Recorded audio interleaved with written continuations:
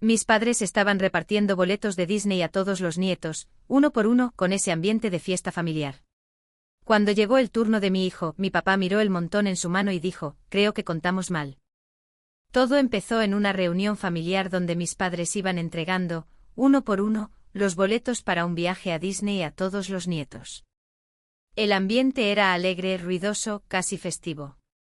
Pero cuando llegó el turno de mi hijo, vi a mi papá revisar el montón de boletos que tenía en la mano y escuché que murmuró, creo que contamos mal.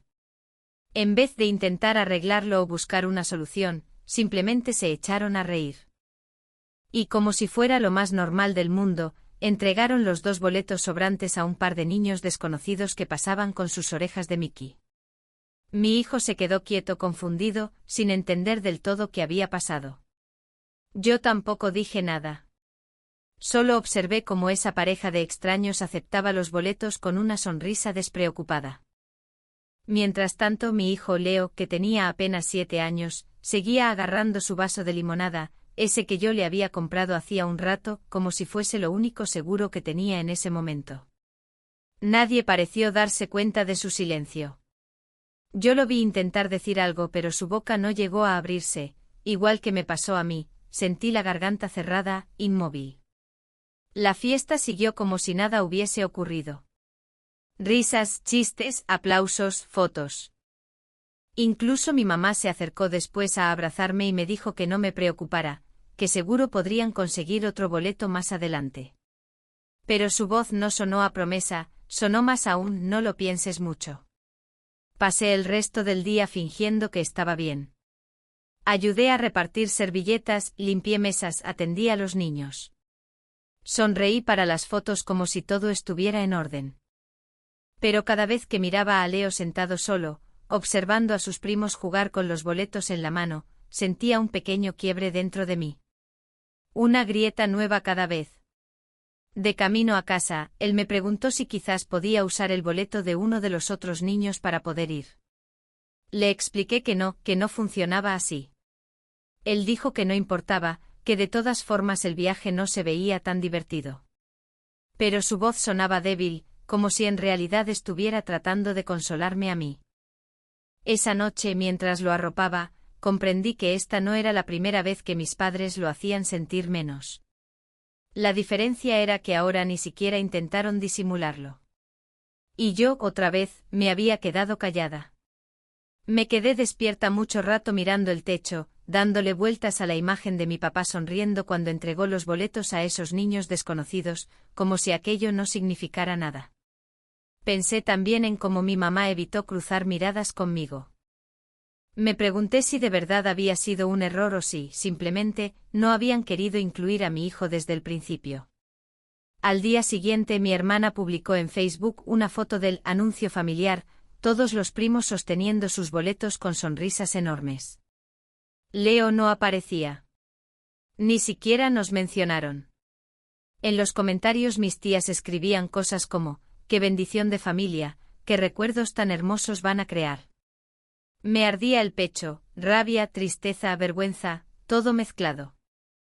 Mi esposo Alex intentó tranquilizarme. Me dijo que no lo tomara tan en serio, que probablemente mis padres no se habían dado cuenta. Pero yo sí sabía que sí. Y también sabía que no era la primera vez que trataban a mi hijo como si no estuviera ahí. Leo no volvió a hablar del viaje.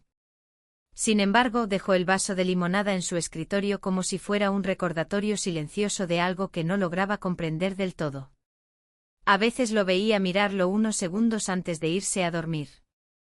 Después de ese día, empecé a notar pequeños detalles que antes ignoraba, miradas esquivas, gestos incómodos, silencios demasiado evidentes.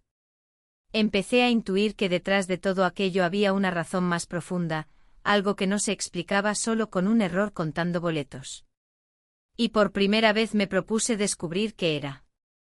Durante la semana intenté convencerme de que quizás estaba exagerando, que las cosas no eran tan personales.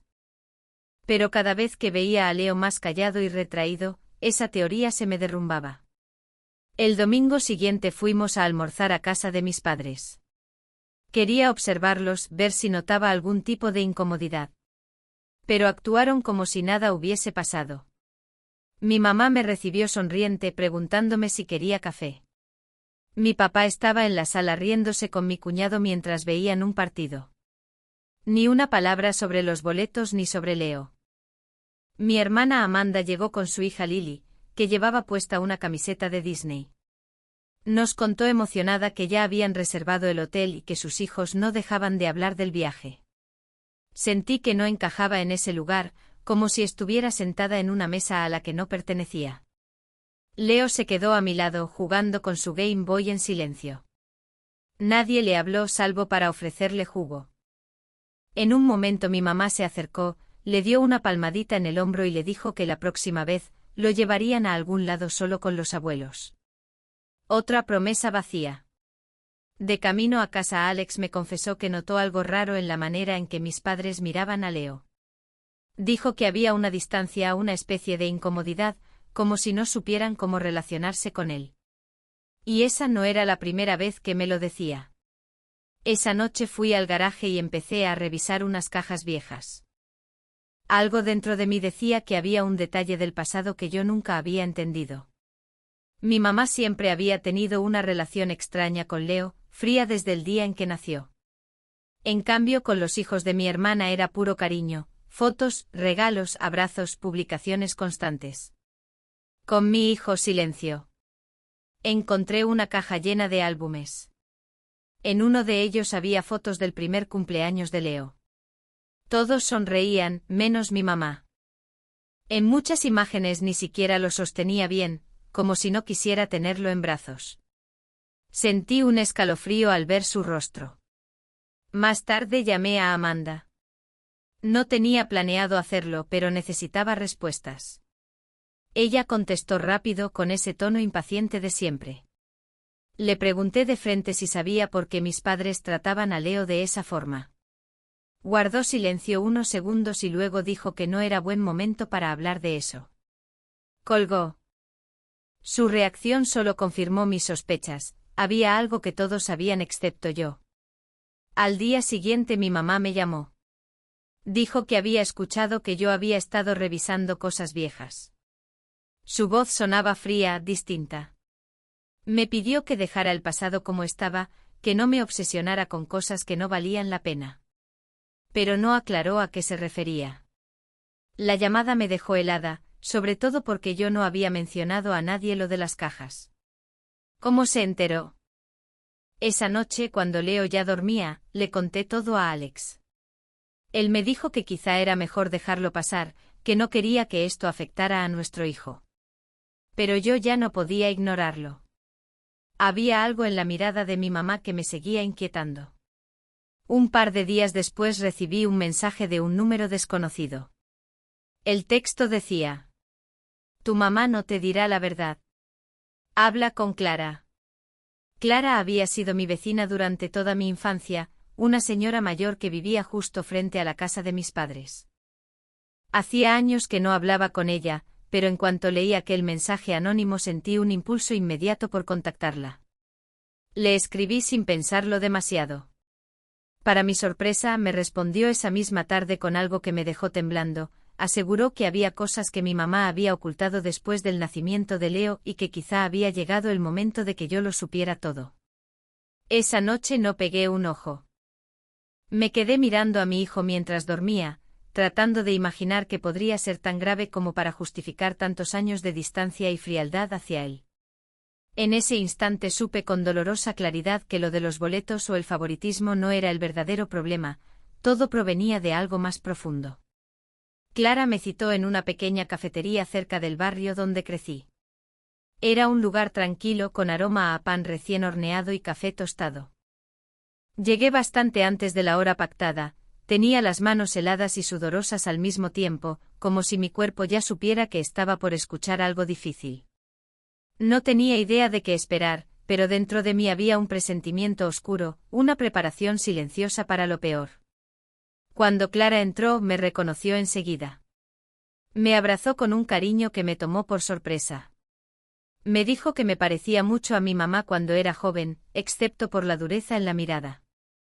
Después de unos minutos de charla torpe sin saber cómo empezar, le hice la pregunta de frente: ¿qué era eso que yo tenía que saber? Ella respiró profundamente antes de hablar. Contó que cuando Leo nació corrieron muchos rumores entre los vecinos. Me dijo que mi mamá había desaparecido del hospital casi 2 días completos y que al volver estaba completamente alterada. Según Clara, una noche mi mamá le confesó entre llanto y alcohol que ese niño nunca debió haber nacido. Sentí que el aire se me escapaba del pecho. Le pedí que fuera más concreta y me explicó que no tenía todos los detalles, pero que en ese tiempo mi papá estaba furioso y que hubo una pelea muy fuerte entre ellos. Después de eso, comentó, mi mamá jamás volvió a tocar el tema. Salí de la cafetería sin decir mucho. Caminaba como si el suelo se moviera, como si no pudiera sostenerme bien. No sabía si creer todo lo que había escuchado. Sin embargo, al llegar a casa revisé mis papeles viejos buscando alguna verdad que pudiera encajar. Encontré algo que me quitó el aliento. El certificado de nacimiento de Leo tenía el nombre de un hospital distinto al que yo recordaba. Llamé al número del hospital que aparecía en el documento. Al contestar, me dijeron que no existía ningún registro de mi nombre esa fecha. Solo encontraron un ingreso con el apellido de mi madre. Me quedé sin palabras. Alex intentó calmarme, pero yo ya no podía esconder el temblor que llevaba dentro. ¿Por qué mi mamá habría usado su nombre en vez del mío? ¿Qué demonios pasó realmente durante el nacimiento de mi hijo? A la mañana siguiente fui a verla sin llamarle antes. No quería darle tiempo a inventar explicaciones. Cuando llegué, estaba en el jardín regando las plantas. Su sonrisa desapareció en cuanto me vio. Le mostré el documento. Guardó silencio unos segundos antes de pedirme que pasara a la casa. Esa calma suya me aterraba más que cualquier reacción violenta. Nos sentamos en la cocina. Me sirvió café aunque yo no podía ni tragar saliva. Le pregunté directamente si había ocurrido algo el día en que nació Leo. Ella no respondió de inmediato, se quedó mirando por la ventana como si necesitara formarse valor. Finalmente murmuró que había cosas que una madre hace para proteger a sus hijas, aunque esas decisiones las lleven a odiarla. Le pedí que dejara los rodeos. Entonces lo dijo casi sin voz, ese bebé no debería haber sido mío. Sentí que todo mi cuerpo se enfriaba.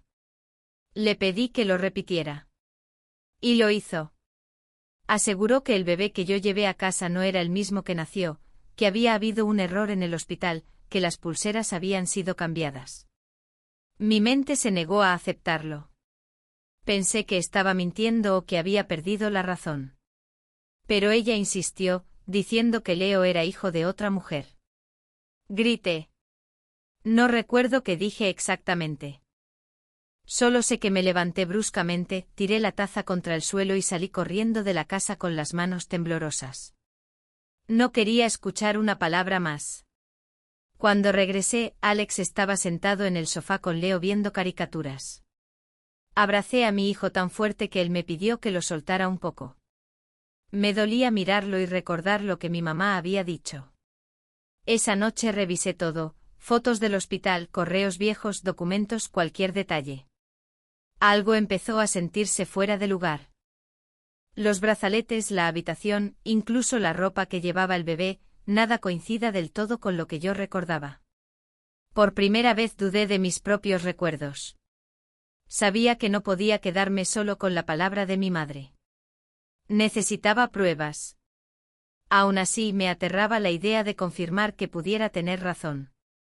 No fui a trabajar al día siguiente. Dejé a Leo en la escuela y me quedé en el auto, inmóvil, con las manos en el volante sin poder arrancar.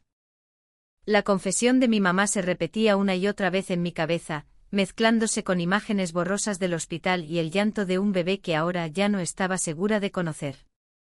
Llamé a Alex y le conté palabra por palabra lo que mi mamá había dicho.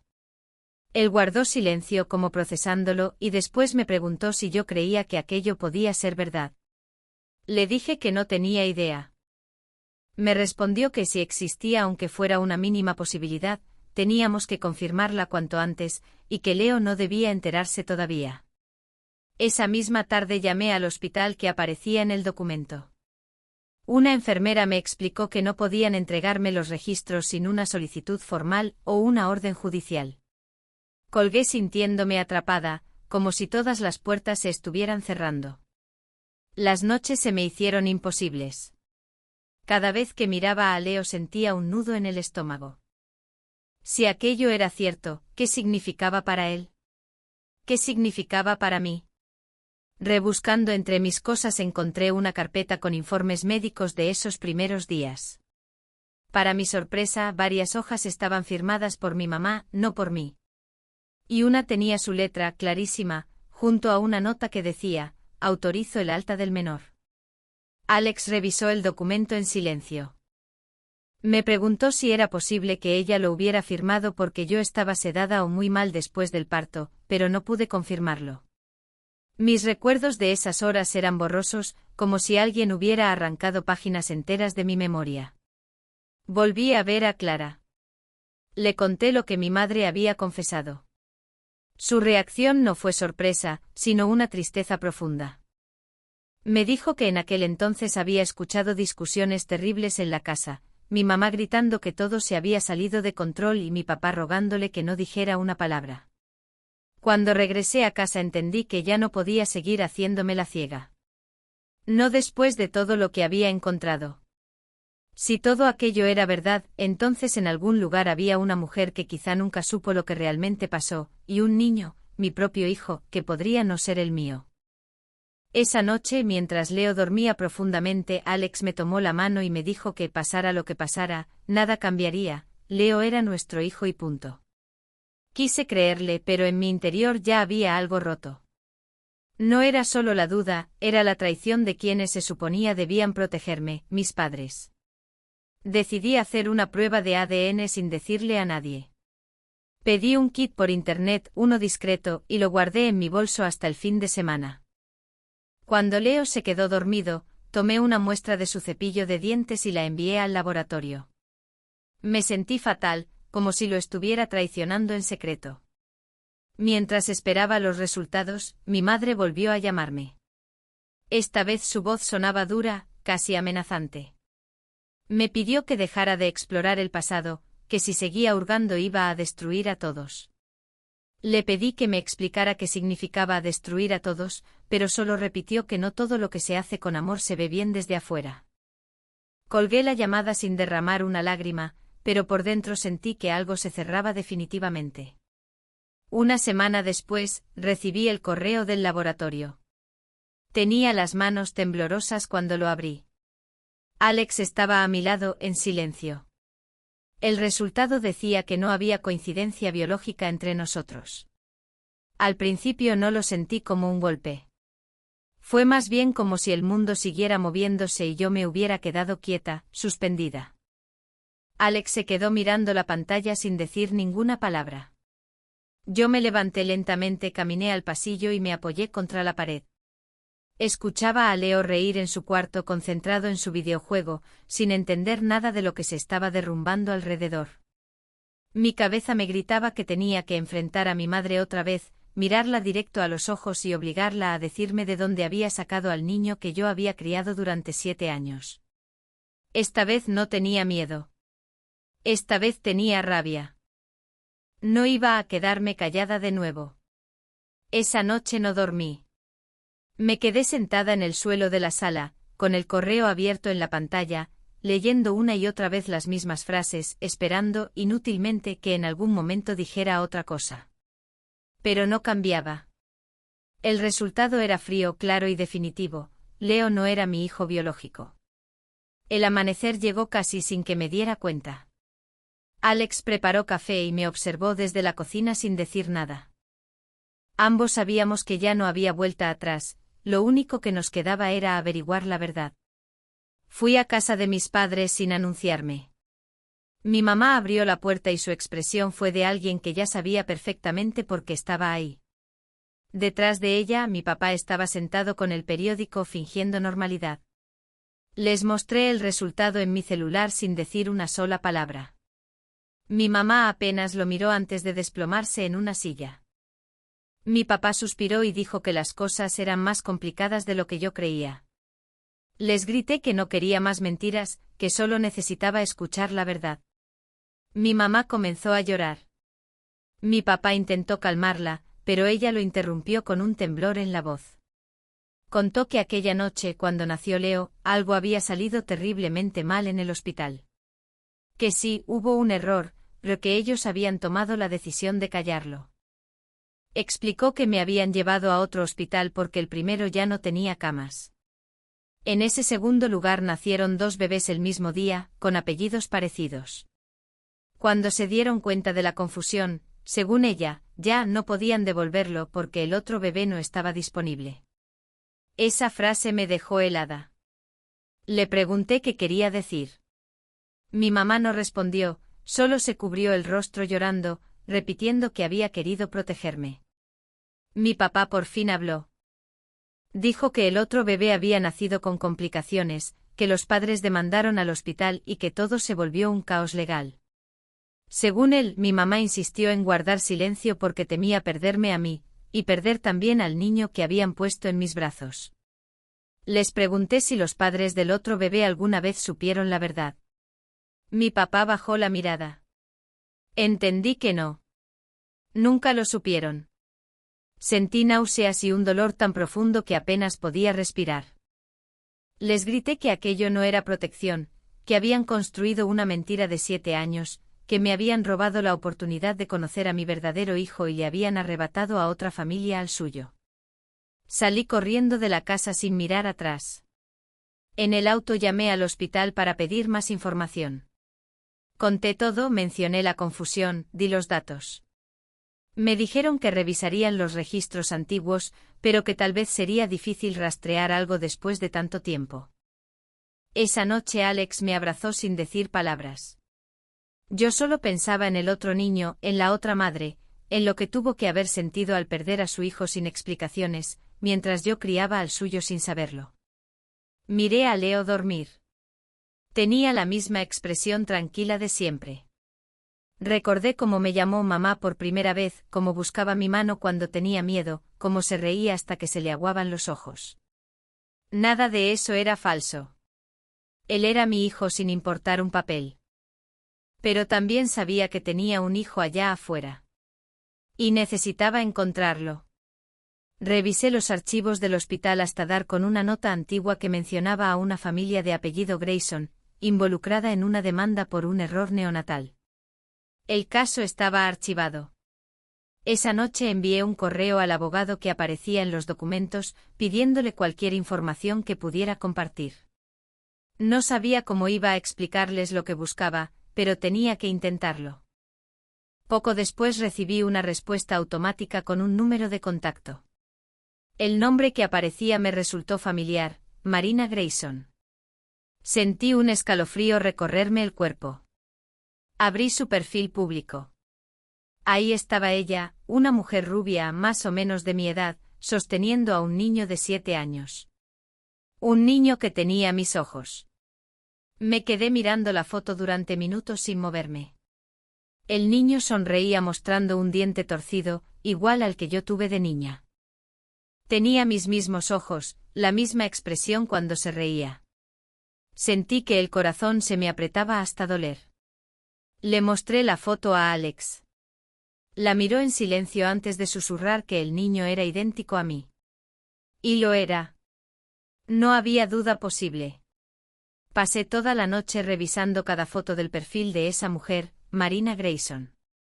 Su vida parecía llena de momentos felices, cumpleaños, picnics, paseos en bicicleta, viajes, y siempre con ese niño que yo no podía dejar de mirar. Según una publicación, vivían en Bulle, Colorado, a solo 4 horas de donde nosotros estábamos. A la mañana siguiente Alex insistió en que no podía ir a buscarla sin hablar antes con un abogado. Alex insistió en que lo correcto era hacerlo todo de manera legal, con pruebas y asesoría, pero yo ya no podía esperar. Después de ver la foto de ese niño, supe que no iba a detenerme. Le prometí que solo iría a mirar, que no diría nada, que no haría nada. Y mentí. Conduje casi 5 horas sin parar, siguiendo el GPS hasta un vecindario tranquilo, lleno de casas parecidas y árboles en cada esquina. Me estacioné frente a una casa color crema. Había una bicicleta infantil tirada en el césped, como si alguien la hubiera dejado ahí hacía un minuto. No estaba lista para lo que sentí cuando la puerta se abrió y el niño salió. Se me aflojaron las piernas. No sé cómo explicarlo, pero supe que era mi hijo. No el que yo había criado, pero sí el que había salido de mí. Era como si una parte de mi cuerpo lo reconociera. Marina salió detrás de él, con una taza de café en la mano, hablándole con esa voz suave que usan las madres cuando todo está en calma. Me quedé dentro del auto, observándolos desde lejos, con lágrimas que no podía contener. No quería asustarlos ni irrumpir en su vida, pero tampoco podía irme. Era como mirar una versión de mi vida que nunca tuve. Después de unos minutos, arranqué el auto y me alejé varias cuadras. Me detuve temblando. Abrí el correo y escribí un mensaje. Soy la madre del niño que nació el mismo día que el tuyo en el hospital de Saint Mark's. Hay algo que necesito contarte. Es sobre tu hijo, y sobre el mío. Lo envié antes de arrepentirme. Pasaron 2 días sin respuesta. Cada vez que sonaba el teléfono, me paralizaba. Leo notó mi ansiedad y me preguntó si estaba enojada con él. Le dije que no, que nada de esto tenía que ver con él, y lo abracé tan fuerte que terminó soltando una risita. Finalmente, al tercer día, Marina respondió. Su mensaje era breve. Por favor, no vuelva a escribirme. Sé quién es usted. Déjenos en paz. Me quedé helada. ¿Cómo podía saber quién era yo? Esa noche Alex me vio tan alterada que insistió en que le contara todo. Cuando supo lo del viaje se enfureció. Dijo que si Marina sabía algo probablemente mis padres también habían hablado con ella. Me pidió, casi me rogó, que no volviera a contactarla hasta hablar con un abogado. Pero yo ya no podía quedarme quieta. Volví a escribirle a Marina, suplicándole que hablara conmigo al menos una vez.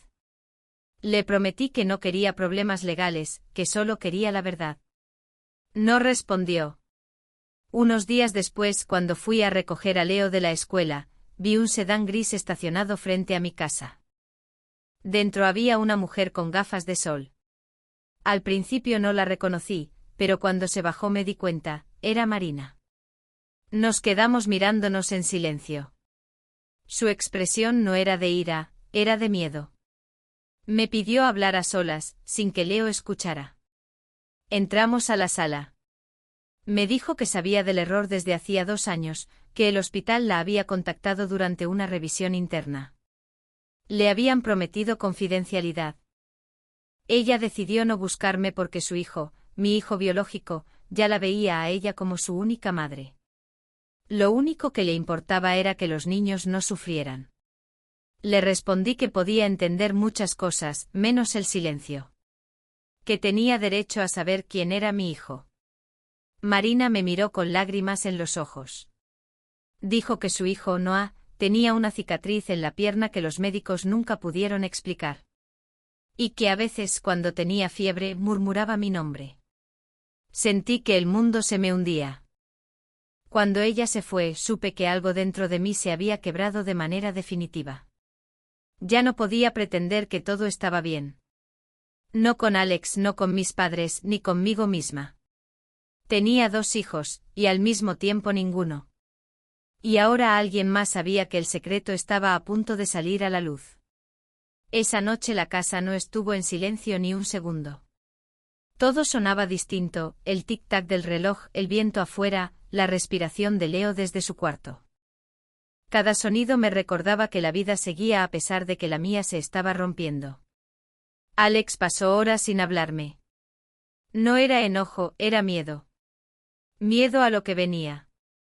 Sabíamos que si esta historia se hacía pública, nuestras vidas nunca volverían a ser las mismas, ni la de Leo, ni la de Noah. Al día siguiente Marina volvió a escribirme. Esta vez su mensaje era más largo. He pensado en lo que hablamos. No quiero ocultarles nada, pero tampoco quiero perder a mi hijo. Si estás dispuesta a hablar con calma, puedo contarte lo que el hospital me dijo. Nos reunimos esa misma tarde en un parque, lejos de todos. Marina llegó puntual, con el rostro agotado.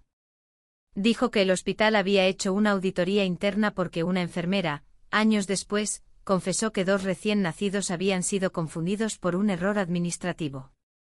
No dio detalles, solo mencionó que una de las familias nunca fue contactada. Esa enfermera renunció poco después y desapareció. El hospital le explicó que podía haberse producido un intercambio, pero que legalmente el caso ya estaba cerrado. Ella pidió una prueba genética para confirmar sus sospechas, y el resultado fue el que ambas temíamos: Noah no era su hijo biológico. Me dijo que había querido buscarme muchas veces, pero que su esposo se negó. Tenía miedo de que, si lo hacían, perderían todo. Que Noah dejara de verlos como su familia. Yo apenas podía mirarla mientras hablaba. Todo sonaba absurdo y real al mismo tiempo. Le pregunté por qué había decidido hablar conmigo ahora. Respondió que mis mensajes le hicieron sentir que ya no podía seguir callando. Nos quedamos un rato en silencio, con las manos temblando. Me dijo que Noah era un niño dulce e inteligente, pero que últimamente tenía pesadillas con una mujer llamándolo por su nombre en un hospital. Sentí que me partía en dos. Le pedí verla a él. No para reclamarlo, solo para saber que estaba bien. Marina dijo que lo pensaría, que necesitaba tiempo y que por favor, no intentara acercarme directamente. Acepté. No quería asustar al niño. De regreso a casa, Alex me preguntó si estaba segura de seguir adelante. Dijo que temía que Leo creciera sintiendo que lo estaba reemplazando. Le prometí que jamás permitiría que eso pasara, pero por dentro sabía que ya lo había herido sin querer. Esa noche mi madre llamó. Su voz sonaba débil, distinta. Dijo que había escuchado que yo estaba reviviendo el pasado, y que eso solo nos destruiría. Le pedí que me dijera la verdad completa. Por primera vez mi madre no lloró ni intentó justificarse. Solo dijo con una voz que no le había escuchado nunca. Tu verdadero hijo estuvo en mis brazos. Lo vi, pero no era tuyo. No podía permitir que lo perdieras también. Me quedé paralizada. No entendía a qué se refería. Le pedí que hablara claro, que no dijera medias frases, pero colgó. La llamé una y otra vez sin éxito. A la mañana siguiente fui directamente a su casa. Nadie abrió. El auto de mi padre no estaba. En la puerta había un sobre con mi nombre. Dentro encontré una carta escrita a mano que decía: no fue un error, fue una decisión. El hospital quería cambiar a los bebés, pero no lo permití. El tuyo estaba enfermo. Yo no iba a dejar que te lo quitaran. Perdóname. Mamá. La carta se me resbaló de las manos. Enfermo. Esa palabra me perforó el pecho. ¿Qué significaba? ¿Mi hijo había muerto? ¿Estaba vivo en algún lugar? De pronto entendí que lo que yo había creído toda mi vida, un error, un accidente o una confusión, quizá no había sido eso, sino una decisión consciente de mi madre. Una decisión que cambió 2 vidas, quizá más. Volví a leer la carta tantas veces que terminé arrugando el papel sin darme cuenta. No fue un error. Fue una decisión. Esa frase me perseguía como un eco. ¿Cómo podía mi madre haber decidido algo así? ¿Qué clase de amor retorcido te lleva a cambiar un bebé por otro? Fui directamente a la casa de mi padre. Estaba solo. Al verme entrar, su cara se contrajo en una mezcla de culpa, cansancio y algo que no supe nombrar. Le mostré la carta sin decir palabra. Tardó varios segundos en reaccionar. Finalmente se dejó caer en una silla, se cubrió el rostro con las manos y dijo que ya era hora de contarme todo. Me explicó que la noche en que di a luz hubo complicaciones. Yo estaba inconsciente. Según lo que él supo, los médicos dijeron que el bebé había nacido con un problema respiratorio grave y que probablemente no sobreviviría. Mi madre, según él, perdió el control, gritó, se negó a aceptar la pérdida. Cuando la enfermera salió con el bebé, ella la siguió. Mi padre dijo que minutos después, ella regresó con otro recién nacido en brazos diciendo que todo estaba bien. Aseguró que intentó detenerla, que sabía que ese no era nuestro hijo, pero que ella insistió en que guardaran silencio, que si fingían que nada había pasado, podríamos llevar una vida normal. Sentí que me faltaba el aire. Le pregunté qué había pasado con mi verdadero hijo. Él bajó la mirada. Dijo que los médicos se lo entregaron a la otra familia, los Grayson, porque creyeron que era el suyo. Que mi madre aprovechó la confusión y se llevó al otro bebé, el que yo terminé criando. Ella lo amó como tuyo desde el primer día, murmuró. Pensó que te estaba salvando. Una mezcla de náusea y rabia me sacudió el cuerpo. Le pregunté por qué nunca me lo había dicho. Me respondió que lo intentó cuando Leo tenía 3 años, pero mi madre le juró que si abría la boca lo perdería todo, que yo no podría soportarlo. Salí de ahí sin mirar atrás. En el auto llamé a Marina y le conté palabra por palabra lo que mi padre me había revelado. Se quedó en silencio durante un buen rato. Luego dijo que eso explicaba por qué el hospital siempre se negó a darle las copias completas del registro neonatal, que alguien había manipulado los archivos. Acordamos que era momento de hablar con un abogado juntas, no para demandar, sino para entender qué demonios había pasado legalmente aquella noche. Mientras tanto, Alex estaba cada vez más inquieto por Leo. Me dijo que lo veía diferente, pesadillas, menos apetito, preguntas extrañas. Una noche lo escuchó murmurar. No quiero que me cambien. Sentí el corazón romperse. No sabíamos qué había escuchado, pero era evidente que algo lo estaba afectando. Intenté hablar con él con calma. Le pregunté si alguien le había dicho algo raro. Me respondió que había oído a su abuela decir, ella no te va a perder. No entendí de inmediato, hasta que caí en cuenta. Mi madre había hablado con él. Intenté contactarla varias veces, pero no respondió. Le dejé mensajes suplicándole que no se acercara a Leo hasta aclarar todo. 2 días después recibí un correo sin remitente. Solo tenía esta frase. No destruyas lo que construiste. No busques más. Adjunta había una foto borrosa de Leo saliendo de la escuela. Se me heló la sangre. Me apoyé en la pared para no caer. Corrí a su cuarto para asegurarme de que estuviera bien. Estaba jugando completamente ajeno, pero yo temblaba como si me hubieran vaciado por dentro. Alex llamó a la policía, pero sin remitente ni amenaza directa, poco podían hacer. Por primera vez sentí verdadero miedo. Ya no era solo el temor a la verdad, era el miedo a lo que alguien estaba dispuesto a hacer para ocultarla. Esa misma noche Marina me llamó llorando. Dijo que alguien había ido a su casa y que le dejaron una carta igual a la mía, con la misma caligrafía. Adentro había una única frase. Déjalo en paz. Él pertenece donde está. Esa persona, quien quiera que fuera, sabía todo. Sabía dónde vivíamos, dónde íbamos, cómo mover los hilos sin ser vista. Esto ya no era solo un intercambio de bebés, era algo planeado. Algo oscuro. Y quedaba claro que aún no había terminado. Esa noche Alex insistió en que debíamos irnos unos días. Dijo que no se sentía seguro, que alguien nos estaba vigilando. Quise negarlo, pero al salir al patio vi marcas de llantas frescas en la entrada que no eran de nuestro auto. No discutí más. Nos fuimos a un hotel en las afueras de la ciudad. Leo pensó que era una especie de mini vacaciones y se emocionó sin notar la tensión en el aire. Yo intentaba sonreírle, pero cada vez que me miraba con esos ojos llenos de confianza, me dolía el alma. Mientras Alex dormía, le escribí a Marina. Le pregunté si había guardado la carta. Me dijo que sí, que la había llevado a un amigo suyo en la policía local. Me prometió avisarme si descubrían algo. 3 días pasaron sin novedades. Una noche recibí una llamada de un número desconocido.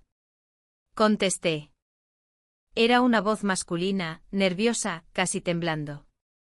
Dijo que había trabajado en el hospital de Saint-Mars en aquella época, y que vio mi nombre en la investigación que Marina y yo estábamos intentando reabrir. Me dijo que el intercambio no había sido un simple error, que alguien dio la orden de cambiar a los bebés para evitar que se descubriera un detalle médico sobre uno de ellos. Antes de poder preguntarle más, colgó. Volví a llamar, pero el número ya estaba desconectado. No pegué un ojo en toda la noche. Las palabras de mi madre se me repetían como un eco insoportable: tu hijo estaba enfermo. Cuanto más le daba vueltas, más me convencía de que quizá el hospital había ocultado algo grave, algo que no era una simple enfermedad pasajera. Tal vez era un problema que pudieron haber evitado y del que nadie quiso hablar. A primera hora de la mañana, Marina me envió un mensaje.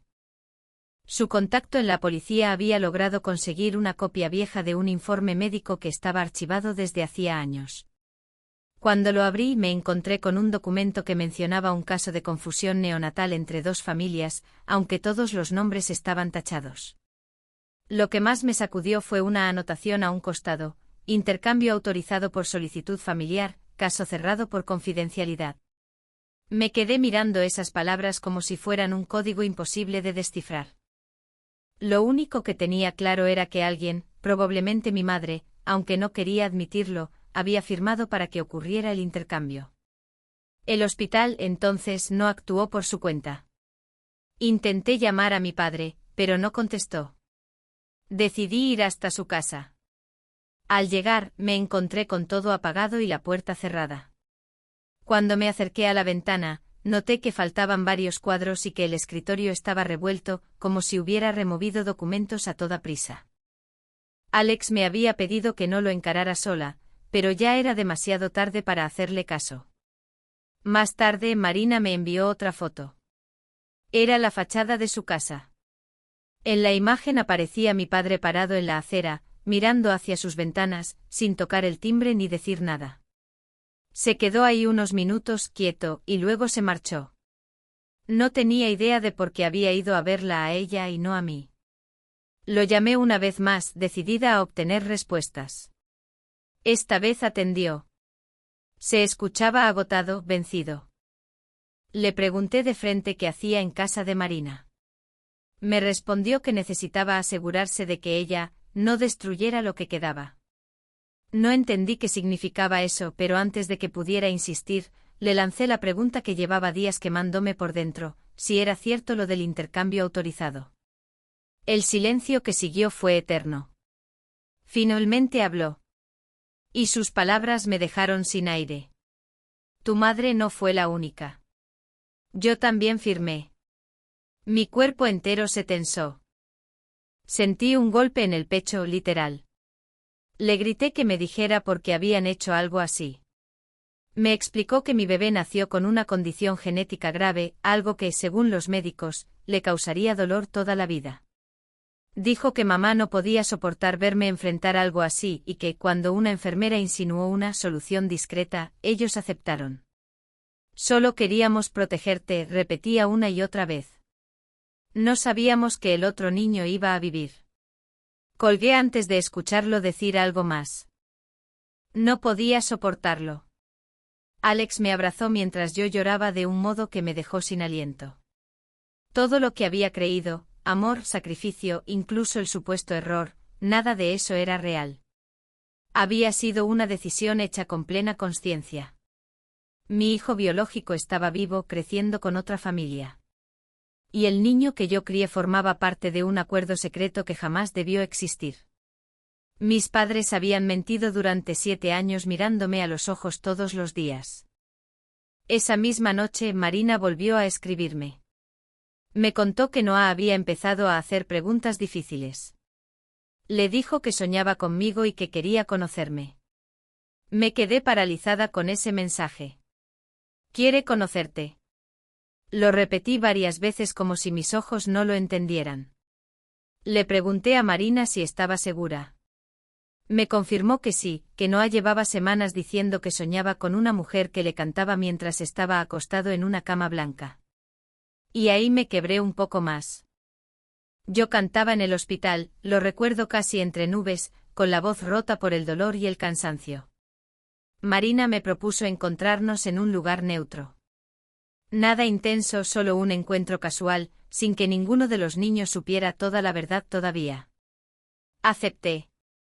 No podía decir que no. Elegimos un parque al norte de la ciudad. Ese sábado estaba lleno de familias y sol. Llegué temprano. Alex se quedó en el auto para no presionar la situación. Vi llegar a Marina con Noah. El niño venía pedaleando con el casco movido hacia un lado, riendo con una naturalidad que me desarmó. Cuando se detuvo frente a mí, no se sorprendió. Me miró como si ya me hubiera visto antes, como si me reconociera. Se bajó y, sin decir nada, me abrazó. Ese abrazo me cortó el alma. Su olor, su tibieza, la forma en que apoyó la cabeza, era como una memoria que nunca tuve, pero que de algún modo existía. Pasamos casi una hora hablando de cosas cotidianas. Dibujos animados, juguetes, hasta del perro que quería tener. No llevé a Leo, no era el momento. Pero mientras escuchaba a Noah, había gestos que se me hacían familiares, como si su risa tuviera una réplica dentro de mí. Al despedirnos, Marina me juró que haría todo con cuidado, sin destruir a ninguno de los niños. Le prometí lo mismo, aunque por dentro sabía que nada podría detener lo que venía. Esa noche, al volver al hotel, encontré el buzón lleno de mensajes de mi padre. Ni los abrí. Solo podía pensar en Noah. Pero al día siguiente recibí una llamada del número de la clínica donde nació Leo. Una mujer me pidió que fuera en persona, porque había aparecido un documento antiguo que requería mi firma para una investigación pendiente. No le dije nada a Alex, pensé que tal vez podría obtener otra pieza de ese rompecabezas que me estaba devorando. Al llegar, la recepcionista me entregó un sobresellado con mi nombre.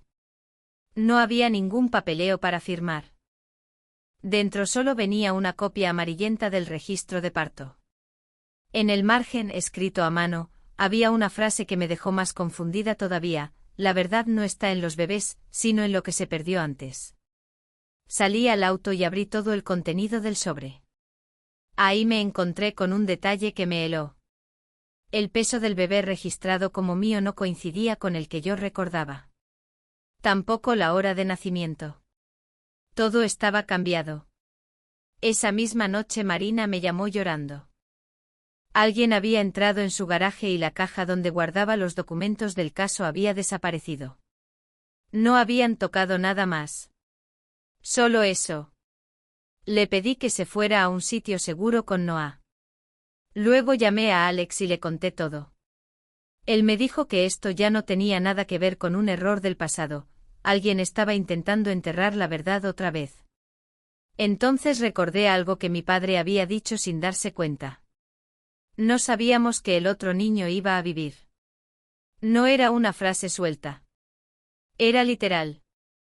Y en ese momento entendí que todavía quedaba una parte de la historia que nadie había dicho en voz alta. Empecé a entender algo que al principio me había parecido imposible: había un tercer bebé, uno que ninguno de nosotros había conocido jamás. Y si esa idea era cierta, entonces toda la historia, el intercambio, las mentiras, las cartas anónimas, no era más que la superficie de algo mucho más profundo y oscuro. Esa frase no dejaba de resonar en mi cabeza: había un tercer bebé. Al principio quise desecharla porque sonaba demasiado descabellada, pero mientras revisaba cada detalle, cada registro y cada coincidencia alterada, todo empezaba a encajar de una manera inquietante. Los horarios de nacimiento no coincidían, los pesos estaban cambiados, las notas en los archivos médicos aparecían tachadas, nada tenía sentido si solo había dos bebés involucrados. Alex insistía en llamar a la policía, pero ¿cómo se supone que uno explica algo así? ¿Cómo denunciar una verdad que ni siquiera habíamos logrado entender completamente? Le pedí unos días. Necesitaba confirmar lo que intuía, aunque me diera miedo. Me puse a revisar los archivos digitales del hospital, lo poco que aún era público. Allí encontré una lista de nacimientos del mismo día, 3 registros distintos etiquetados como Baby A, Baby B y Baby C. Uno llevaba mi apellido, otro el de los Grayson, y el tercero estaba marcado como anónimo confidencial. No había nombre de madre, solo un código interno. Ese tercer bebé estaba registrado, pero nadie hablaba de él. Decidí buscar al hombre que me había llamado semanas antes, el que decía haber trabajado en el hospital. Busqué el número en línea y encontré un nombre, Víctor Hall, un enfermero jubilado que vivía en un pueblo al norte. Cuando se lo conté a Alex, que me advirtió que estaba siendo imprudente, insistió en acompañarme. Terminamos manejando casi 3 horas. La casa de Víctor era sencilla, rodeada de árboles, y olía a madera húmeda. Cuando abrió la puerta, no pareció sorprendido, era como si supiera que íbamos a aparecer tarde o temprano. Le dije quién era y él solo asintió con una expresión que me heló. Nos contó que había llamado porque su conciencia ya no lo dejaba vivir en paz. Nos relató que aquella noche hubo 3 partos seguidos. 2 bebés nacieron sanos.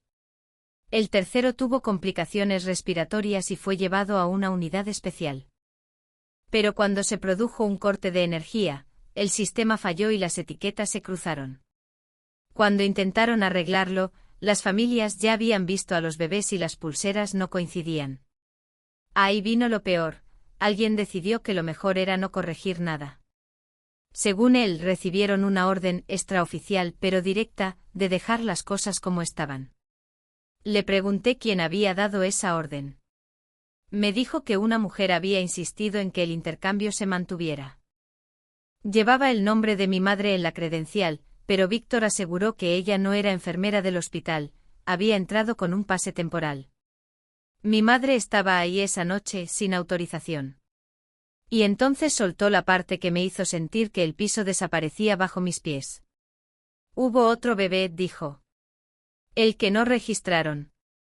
Lo sacaron por otra puerta. Unas horas más tarde, en una ambulancia privada.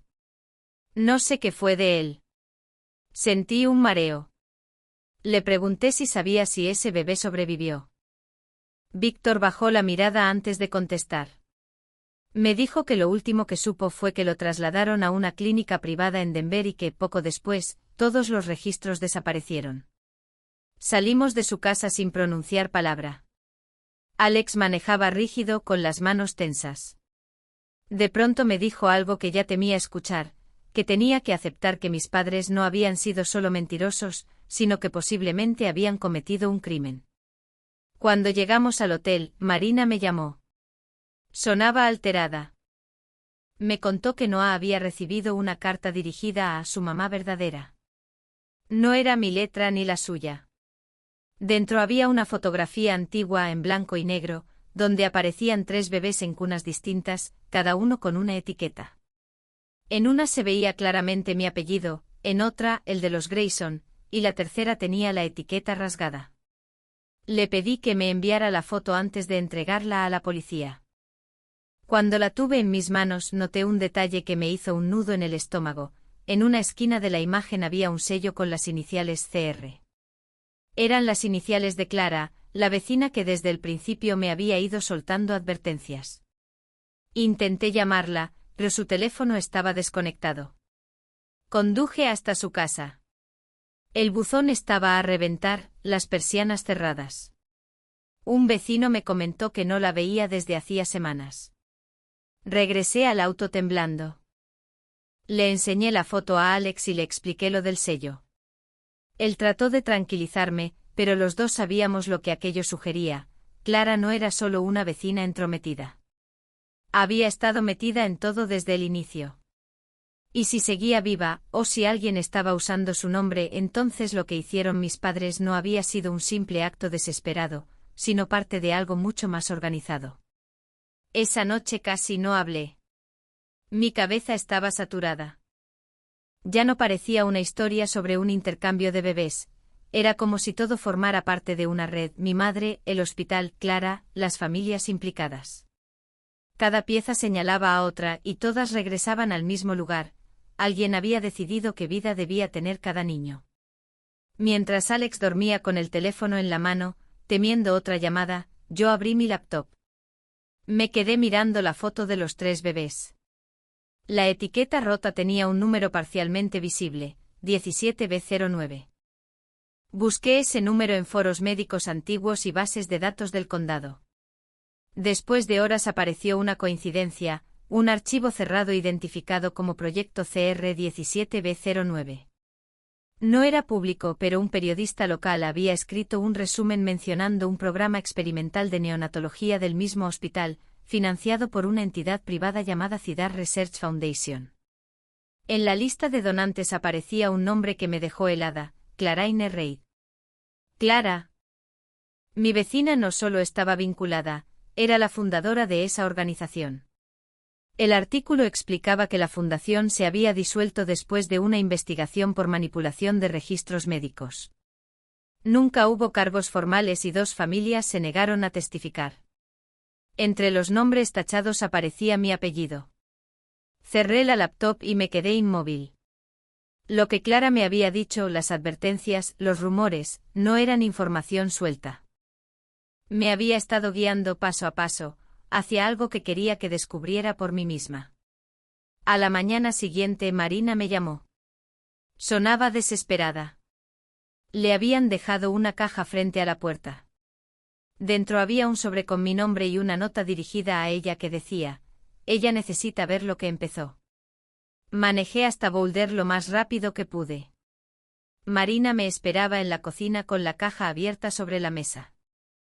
Dentro había carpetas médicas, fotos antiguas y un cuaderno con el logotipo de Cedar Research Foundation. Lo abrí. En la primera página encontré una lista de bebés numerados. 3 nombres estaban marcados con lápiz rojo. En la primera página del cuaderno aparecía una lista de bebés numerados. 3 de esos nombres estaban marcados con lápiz rojo: Leo Morgan, Noah Grayson y un tercer espacio completamente en blanco. A medida que pasaba las hojas me encontré con estudios genéticos, evaluaciones neurológicas y al final, una frase escrita a mano que me dejó helada: el sujeto 3 trasladado fuera del programa. Condición estable. Localización reservada. Alex se quedó mirándome pálido. Me dijo que aquello sonaba muy parecido a tráfico de personas, y aunque no quería aceptar algo así, en el fondo sabía que no estaba exagerando. Marina no dejaba de llorar. Revisé las fechas una y otra vez, todo coincidía con la noche en que nacimos. En ese punto ya era evidente que mi madre y Clara estuvieron implicadas en ese programa de alguna forma.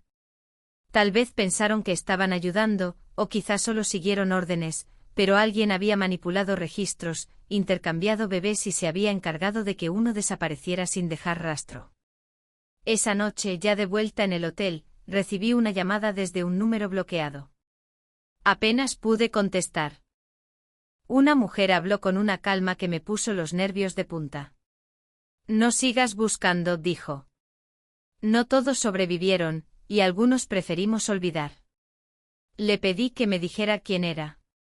Solo respondió: Clara no murió, pero ya no es la persona que recuerdas. Luego colgó. Cuando se lo conté a Alex, me dijo que necesitábamos sacar a Leo del país por unos días, solo para mantenerlo seguro. Me costó aceptarlo, pero asentí.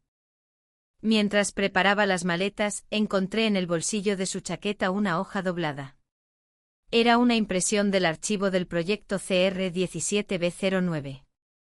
Al final del documento alguien había escrito con tinta azul: si encuentras al sujeto 3, no lo reclames. Él no es tu hijo. El papel estaba recién impreso. Y definitivamente no lo había puesto yo allí. Me giré hacia Alex y le pregunté dónde lo había obtenido. Me dijo que no sabía de qué hablaba, pero la voz se le quebró. Lo miré fijamente y por primera vez desde que lo conocía, tuve la sensación de que tal vez no podía confiar en él. No lo confronté al momento, solo seguí empacando, observando cada movimiento suyo como si estuviera analizando a un desconocido. Más tarde, cuando Leo ya dormía, me acerqué al escritorio y le pregunté de nuevo. Esta vez me respondió que era mejor dejar todo como estaba. La forma en que lo dijo me dio un escalofrío. Le conté que había encontrado el papel en su chaqueta. Negó haberlo puesto ahí, y lo hizo sin sorpresa, como si ya supiera que lo hallaría. ¿Por qué te aterra que siga buscando? Le dije. No es miedo, respondió. Es que hay cosas que no entiendes, cosas que no puedo controlar.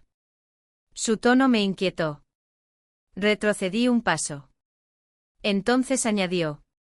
Tu madre no fue la única que firmó esos papeles. Al principio no entendí a qué se refería, hasta que el significado me cayó como un golpe. ¿Tú lo sabías? Le grité. Bajó la mirada y confesó que no lo supo desde el inicio, pero que lo había descubierto meses atrás. Cuando investigó mis archivos médicos para entender por qué mis padres habían desaparecido durante una semana tras mi nacimiento, encontró los documentos del proyecto y se los entregó a un periodista amigo suyo. ¿Por qué no me lo dijiste? Pregunté con la voz hecha pedazos. Creí que era un experimento fallido, nada más. No quería destruirte. Me quedé sin palabras. No sabía si odiarlo o abrazarlo. Esa fue la primera vez en semanas en la que realmente me sentí sola. A la mañana siguiente Marina llamó otra vez. Me dijo que había encontrado a una enfermera jubilada que había trabajado bajo las órdenes de Clara. La mujer le aseguró que el tercer bebé fue sacado del hospital con una autorización legal, registrado como parte de una investigación genética y entregado a una familia vinculada a la fundación. El nombre del responsable administrativo estaba en los documentos, Alex Morgan. Sentí que el estómago me caía al suelo. Le pedí a Marina que repitiera el nombre. Era el mismo apellido que el mío, y el mismo que el de mi esposo. Colgué sin saber qué decir. Cuando levanté la vista, Alex me observaba como si supiera exactamente qué había escuchado. Le mostré el celular. Ni siquiera intentó negar nada. Me contó que antes de conocerme había trabajado en una firma que gestionaba subvenciones para proyectos médicos, y que Cidar Research fue uno de sus primeros clientes. Juró que nunca imaginó que el programa seguía activo ni que los nombres en los registros eran reales. Pero cuando relacionó a mi madre con Clara, entendió que yo era una de las piezas de ese experimento. No te casaste conmigo por eso, ¿verdad? Pregunté. No respondió de inmediato, demasiado rápido. Te lo juro. Cuando te conocí ya había dejado todo atrás. No supe si creerle. Pasé el resto del día en silencio jugando con Leo como si nada pasara. Lo veía armar un rompecabezas y me sonreía, pero cada vez que lo miraba, me dolía el pecho. No sabía si el hombre que había formado una familia conmigo tenía alguna conexión con todo esto desde antes. Esa noche, mientras él dormía, abrí su maletín. Hallé un sobre con el logotipo que ya conocía, Cidar Research Foundation. Dentro había una carta fechada apenas 2 semanas atrás. Señor Morgan, agradecemos su cooperación continua. El sujeto 3 ha sido localizado. Seguiremos el protocolo acordado. No contacte a la madre. El sobre estaba dirigido a nuestra dirección, pero jamás lo vi llegar por correo. No dormí. Me quedé sentada esperando que amaneciera, con la carta aún en la mano. Cuando Alex despertó, le pedí que me dijera la verdad completa. No lo hizo. Solo murmuró. Lo que están buscando ya no es un niño, y no deberías verlo. Lo dejé hablando solo. Tomé las llaves y me fui del hotel sin mirar atrás. Llevaba anotado el número del archivo del sujeto 3, 17B09. No sabía dónde iba a terminar, pero tenía claro que ya no estaba buscando únicamente a mi hijo. Estaba siguiendo el rastro de la verdad que habían construido a mi alrededor desde antes de que yo naciera. Y esta vez no pensaba permitir que nadie me detuviera. Conduje durante horas con la libreta abierta a mi lado. El código 17B09 era lo único que se mantenía firme entre todo el caos. Cada kilómetro que me alejaba del hotel me hacía respirar un poco mejor. Ese número me llevó hasta un edificio que aún permanecía en pie, Cidar Medical Institute, a las afueras de Denver. La fachada del edificio parecía moderna, pero al revisar los registros de la ciudad descubrí que era una reconstrucción parcial del antiguo centro de investigaciones de la fundación. Aparqué a una cuadra y lo observé desde el auto. No parecía abandonado, Había luces encendidas, guardias vigilando, autos oficiales estacionados. A simple vista, se hacía pasar por un hospital privado, pero yo sabía que no podía entrar sola. Llamé a Marina y le conté todo en pocas palabras. No dudó ni un segundo, me dijo que iría en cuanto dejara a Noah con una amiga. Mientras esperaba, recibí un mensaje de un número desconocido: no tomes el ascensor. Planta baja, puerta este. Me quedé paralizada. ¿Quién podía saber que estaba allí? Miré alrededor, no había nadie. Quise darme la vuelta, pero algo dentro de mí me empujaba a seguir. Si el sujeto 3 existía, si ese bebé seguía vivo, alguien debía tenerlo. Y si esa persona me estaba observando, significaba que la historia aún no había terminado. Caminé hacia la puerta indicada. Estaba entreabierta.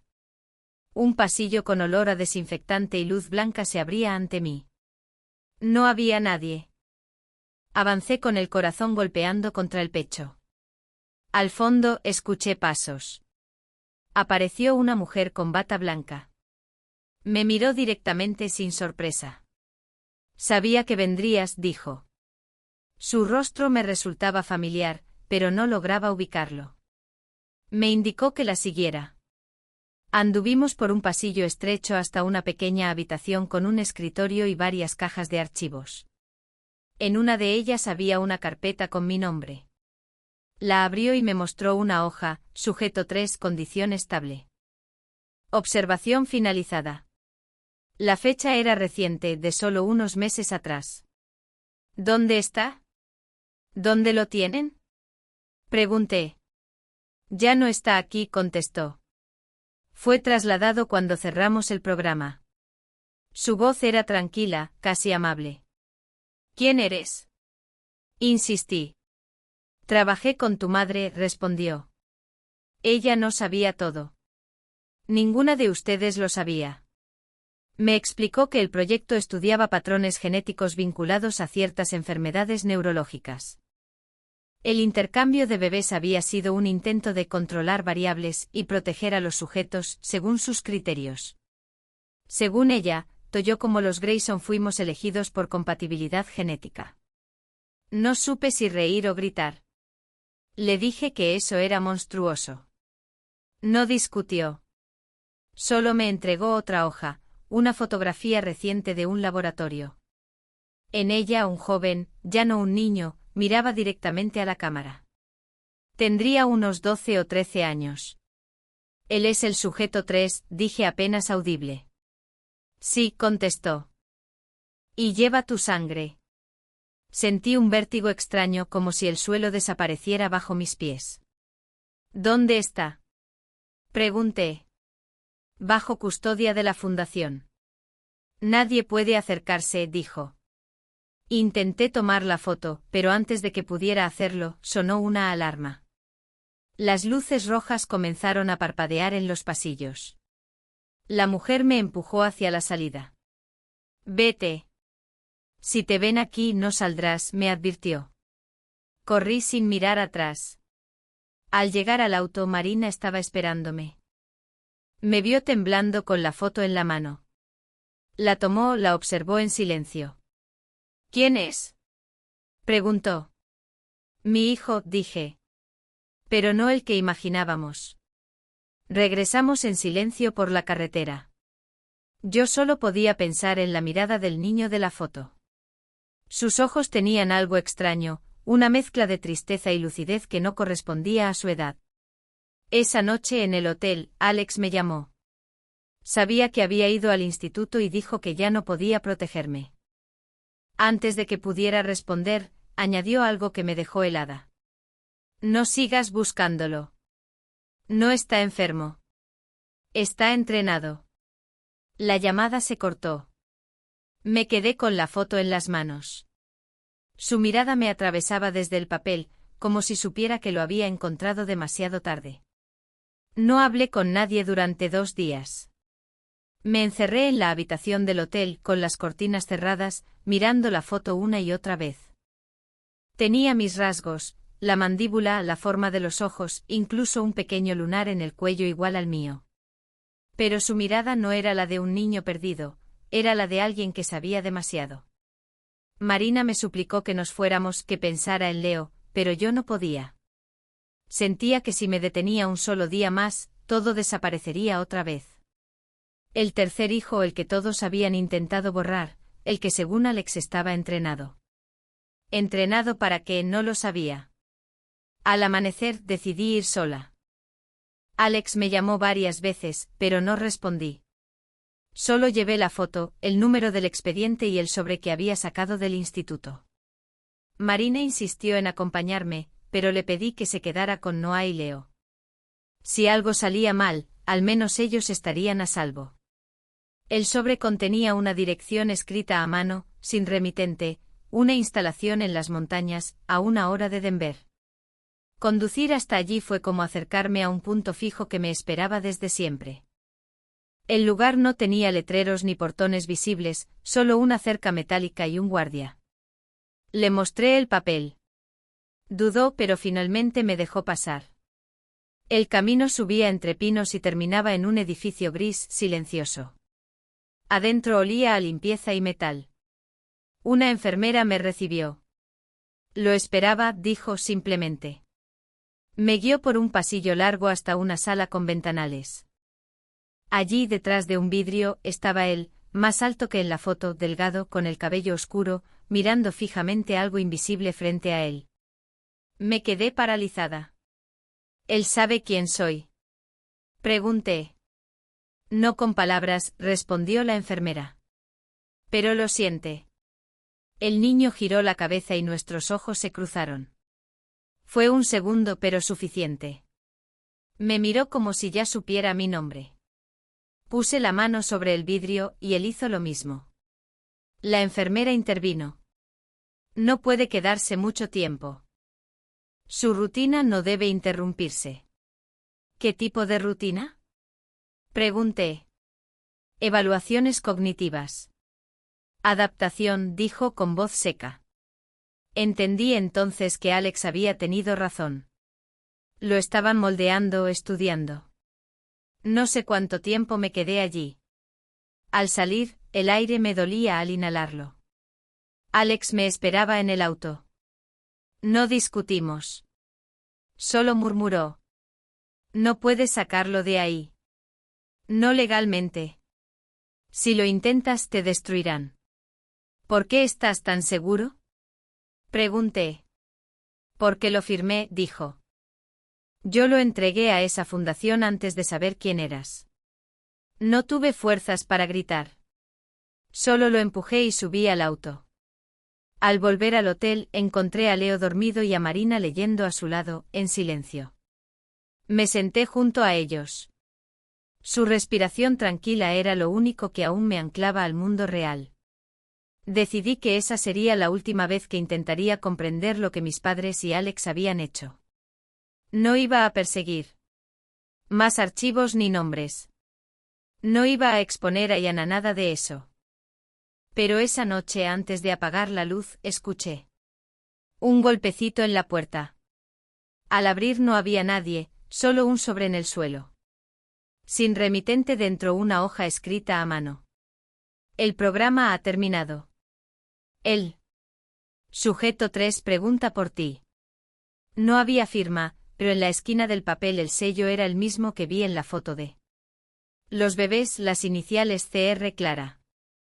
Por primera vez en semanas no sentí miedo. Solo una calma extraña. Guardé la carta, apagué la luz y me acosté junto a mi hijo. Fuera, todo.